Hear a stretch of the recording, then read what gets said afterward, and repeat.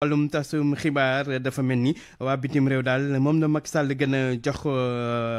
làmmiñ ñi nga xam te ne ñooy waa Sénégal ndax saa suy wax tubaab yi lay waxal wala bokk sax ñu nekk ci internet bi la ci mujj di Kaliphone doon saaga Macky Sall ci internet bi mu dem wax ak moom defal mooy interview loolu moo waral ba Macky Sall faalewul taskatu xibaar yu Sénégal yi njàngatu Babacar Fall. bu dee journaliste sénégalais nga xamal ni Macky Sall respecté wu la njiitu réew mi li ko gënal mooy Samba Alar dem ci journaliste yi nga xam ne ñoo ne bitim réew ngir waxtaan ak ñoom xoolal sax ajjuma ci ngoon moo nàmm tànkam sol dàllam dem ca BFM TV ca France ca seeni biiru studio ba mu faloo ba léegi toll na ci fukki at musta sol dàllam dugg ci benn télé mbaa rajo fii ci réew mi moom Macky Sall. am na ñuy laaj nag ba xam journaliste sénégalais yi dinañ bind bataaxal ngir sàkkoo waxtaan ak njiitu réew mi dem leen palais présidentiel di ngeen fa fekk ay demandes yu dul jeex ñi ko yónnee sax jotuñu këyit bu leen wan ni jot nañ seen këyit kenn du leen tontu. ana ndaje bi nga xam ni 31 décembre la ñu waxoon ni Macky Sall da koy seq ak journalistes yi waxtaan bii weesu amaluñ ko ñu ne dañuy bàyyi ba élection locale yi weesu élection ya jeex na ñu ngi sóobu ci yeneen élection te defuñu ko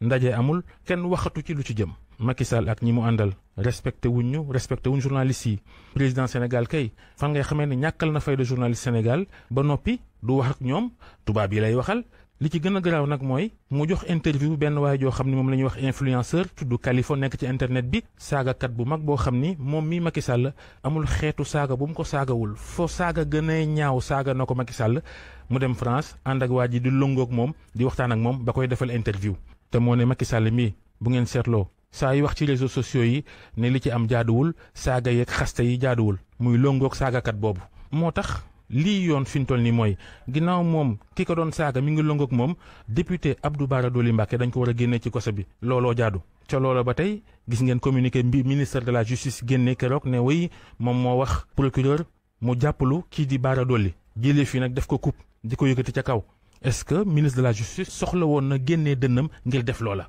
léegi moom ministre de la justice lu muy xaar pour wax procureur mu topp Ahmed Suzanne Camara mi nga xam ni daa jël vidéo dugg ci internet bi ne dañoo war a rey Ousmane Sonko loolu la ñuy wax appel à assassinat wala apologie de l'assassinat waajaa nga toog fa mu toog kenn xoqatalu ko kenn seetu ko ndax rek APR la boo ko Macky Sall la faral. Tribunalu Sénégal de justice Sénégal lu muy xaar ci enquête xaalis bu bëri bi nga xam ne daanaka toll na ci $1 milliard ci xaalis CFA bi ñu sàccee kër Farba Ngom di député boo xam ne ku ne xam na ni ci ñi gën a jege Macky Sall ci la bokk lu tax loolu duñ ko seet je m'en fous gi Macky Sall ki gaayam nekkee jamono jii war nañ cee wax. an ko wax li Babacar Fall.